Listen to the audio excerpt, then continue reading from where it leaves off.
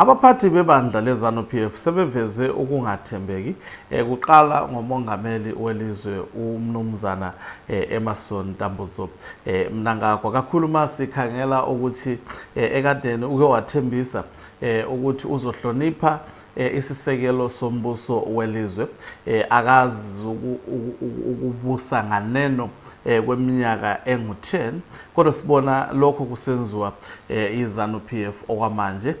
Sithanda ukubingelela ku station sethu esichacha Amahlabezulu TV, istation sabantu siliphawulela izindaba ezenzeka kulizwe lakoMthwakazi kanye ke lase-Zimbabwe.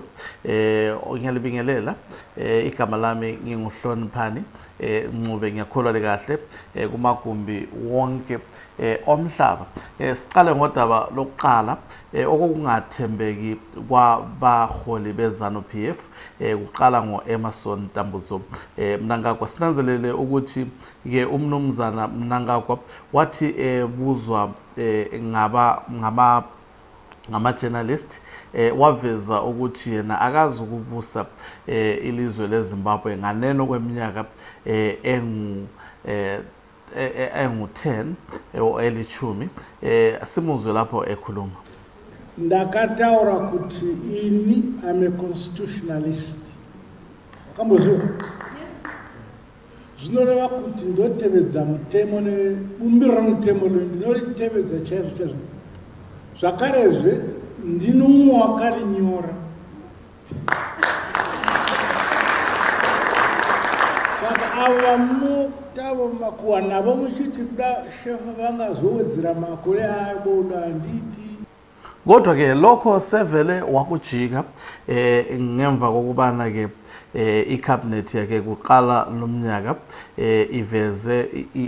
ivumele ukuthi uMnangagwa kuqalwe uhlelo lokuthi kwenzeke ukuthi lo mongameli welaseZimbabwe aqhubeke ebusa lelalizwe nganeno kokuchiwo isisekelo sombuso, okuyinto ebuhlungu ukuthi loba isisekelo sombuso sikubeka kucace ikakhulu ku section masikhangela iconstitution ka 2013 328 bracket 7, sikhangela iconstitution ka 2013 kubeka kucace ukuthi uma umongameli efisa ukwengezelela isikhathi sokubusa kwakhe kwelizwe nganeno kwalesi esiqanjwe isisekelo sombuso, kumele ukuguqulwa kweconstitution or isisekelo sombuso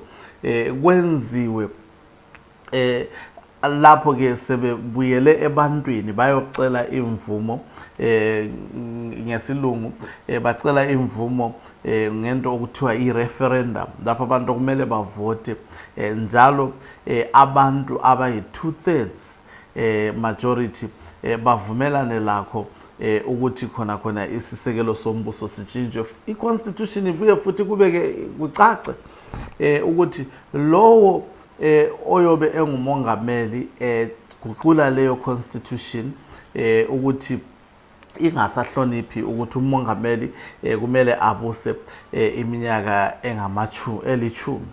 Kumele ukuthi lo oguqule i-constitution angabe ngumongameli ngemva kokuguqula i-constitution.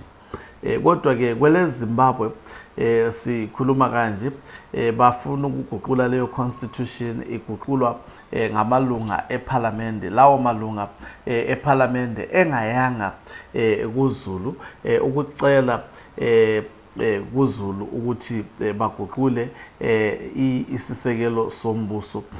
Lokho akuhambisani lesisekelo sombuso ikakhulu esika 2013 ukuthi amalunga eParliament lamalunga eSenate sengaziguqulela nje isisekelo sombuso engezelele isikhathi sokuba ngamalunga eParliament esinganeno esingangangale kweminyaka elishumi. bezenzela bengacelanga kuZulu. Konke lokho okwenzakalayo kubonisa ukuthi isisekelo sombuso kasilandelo. Akukanti ke akusiye yedwa umnumzana Mnangagwa oseke waqamba amanga phambilini, okwamanje osesekela ukuthi umnumzana Mnangagwa abuse nganeno kweminyaka ephawulwe isisekelo sombuso ngumnumzana Chris Mutswangwa.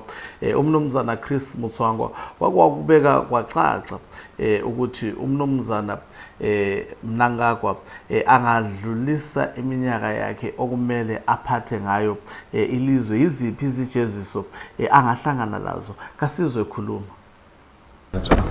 My name is Samuel Takawu. I want to understand what will it take for the persuaders to persuade President Mnangagwa to go beyond 2028, and are there any indications that the persuaders might succeed in their bid for President? It's a personal decision. It's a personal decision. It's him. You see, he saw what old age can do to a leader. Kukanti inhlanganiso ezimelane lokubona ukuthi uMnangagwa uyavinjwa ukuthi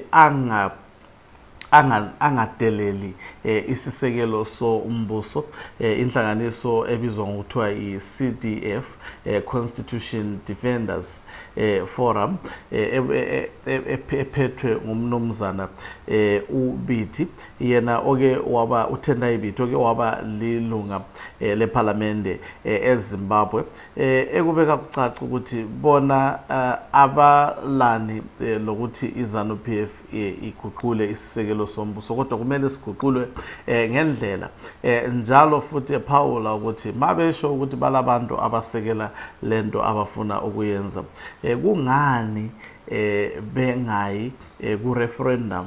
Asimuzwe ekhuluma.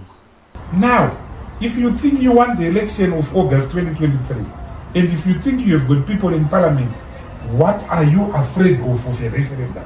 Chauri kuchikira referendum chi handitsika unoti une vanhu vamwe vacho vakatova motikari dziri kungotenderera mumaruwa handika kureferendum.